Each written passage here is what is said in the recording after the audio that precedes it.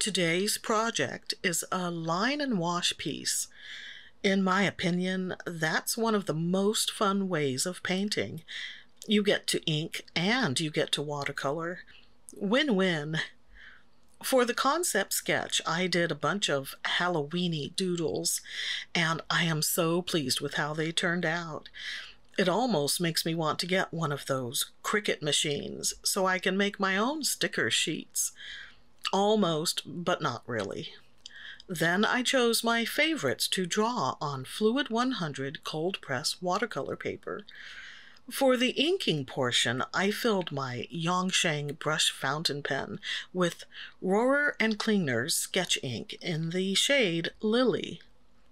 Hi, I'm Irene, and beneath that big clipboard is my drafting table, which I stopped using as a drafting table many years ago. Then it was a TV stand, and later a handy flat surface to pile stuff on top of. Now it serves as my arting desk. At 24 inches by 30 inches, it takes up minimal space. Yeah, that was one of my smarter purchases. Not like that Epilady epilator I bought in the late 1980s. One of my young adult decisions was to fall for slick marketing and spend a good chunk of my feeble funds on a hair removal device. Supposedly top-of-the-line technology, it used motorized rotating coils to grab and rip the hairs from your body. Yeah, I went back to razors real quick. There was some concern over the broad line from this brush tip, but I think it works well with the cartoony style. The ink might look black here, but it's actually a dark, swampy brown with a greenish tinge. I know, that sounds ugh, right? But I love that sort of shade. Unfortunately, those subtle variations don't show as well here as they do in washes. But the wash part of this line and wash piece will come from watercolors, not ink. I really enjoy using this brush fountain pen. The ink lays down with a nice flow, not too wet and not too dry. There are times when I want a finer line, but if I'm not being picky about the ink, I can use one of my Sakura Pigma Microns or Faber-Castell Pitt Fineliners. If I do want to use a specific ink, such as this Lily, other options are a glass dip pen, a fine nib fountain pen, or a small detail brush. Last weekend, I attended my first Salmon Days festival in Issaquah. What is Salmon Days? It's a celebration of the salmon returning upstream to their spawning grounds. The festival takes place annually on the first weekend of October, and I think I'd have enjoyed it more if it hadn't been so hot and sunny.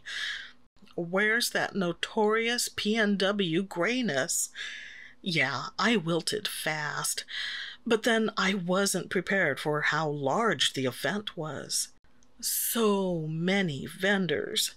I foolishly expected something small scale, like a farmer's market, but this was closer to something like the Bellevue Arts Festival. Apparently, Salmon Days started in 1970. Producer Mike said it's grown a lot since he last attended.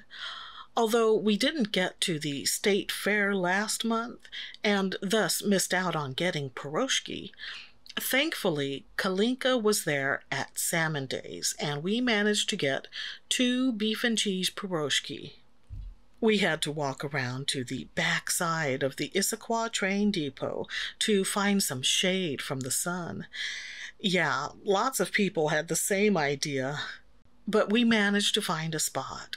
Then we tucked into those hot, savory buns while swinging our legs over the edge of the boarding platform. We covered quite a lot of area, but we actually skipped one whole section because I was getting sensory overload. A couple of bands were performing, and it was very crowded.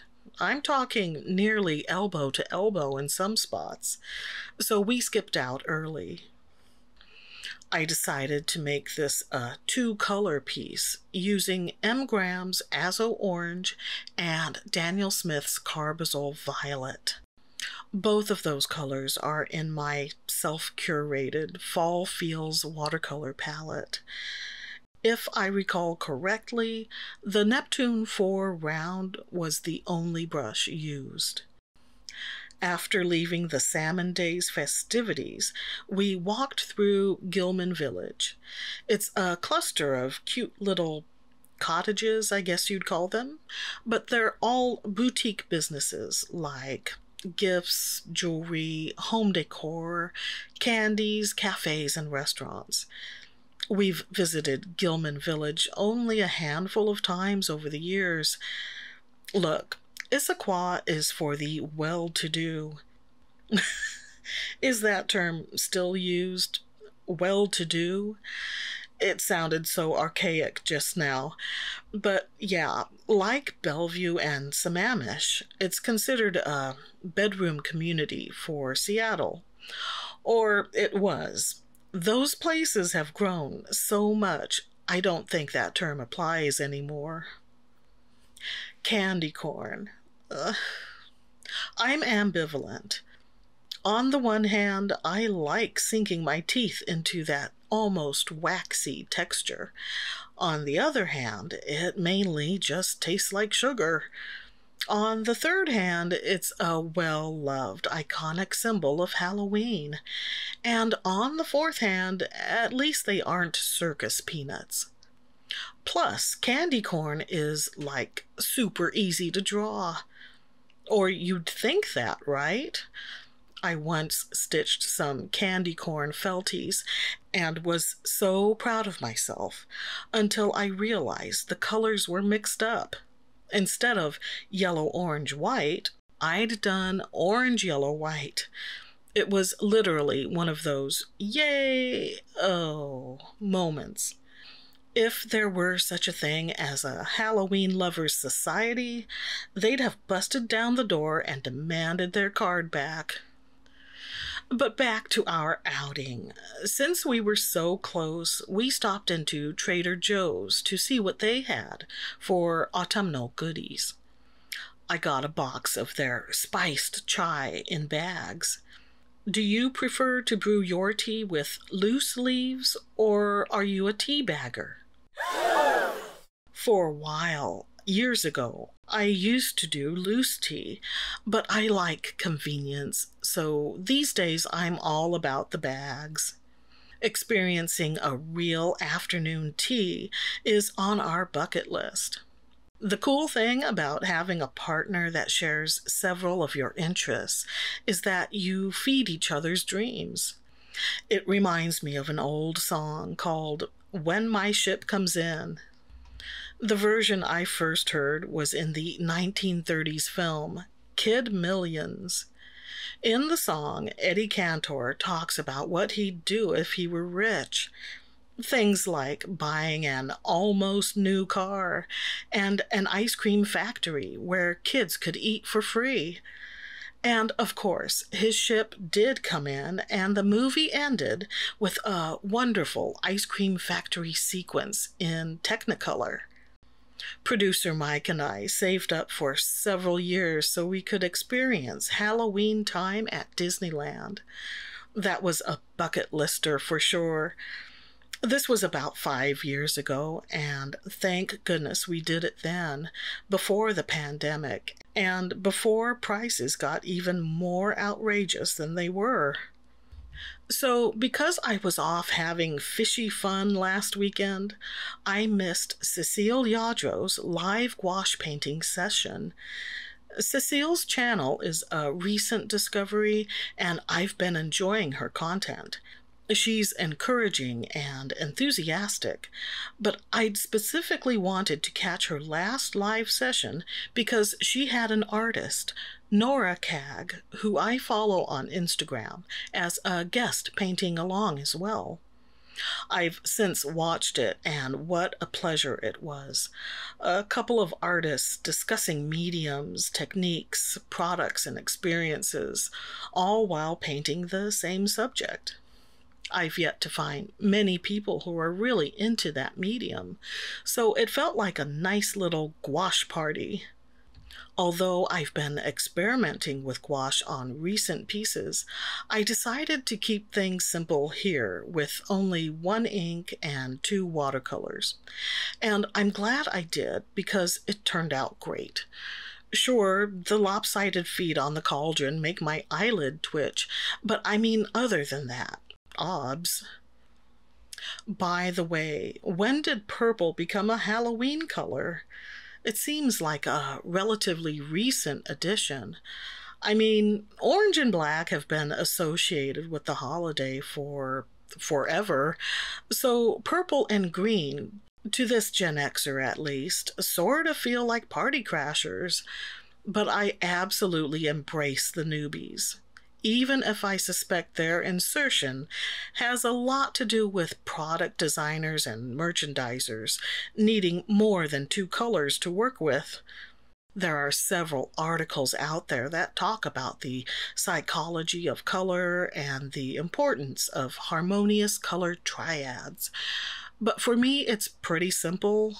I associate purple with magic and witchcraft, so it makes total sense as a Halloween color. As for green, back in the day, witches were often depicted with green skin. Frankenstein's monster as well. So too the accoutrements of glowing green potions and lab serums.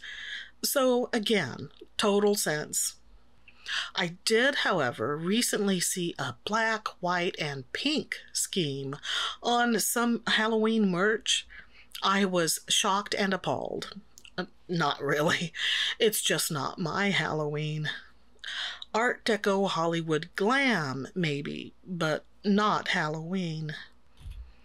So I watched Hocus Pocus 2 the other night, and I was hesitant to talk about it. Not because I hated it or anything. I actually thought it was quite entertaining, and I'll probably give it a second viewing too. No, I was hesitant because I would have to admit that I did not care for the first Hocus Pocus. I understand it's a movie that's loved by many and considered a Halloween must-see. But I've tried several times to watch it and either gave up part way or fell asleep each time. So different strokes for different folks. I'm happy to share this day of the doodling with you. No, it won't keep you up at night. That's what horror movies are for. But as a token of Halloween's more light-hearted side, I'll take it. Until next time, try the caramel or apple-flavored candy corns for a change. Then you can wash them down with Trader Joe's spiced chai. This video was not sponsored, by the way. And stay artsy, my friends.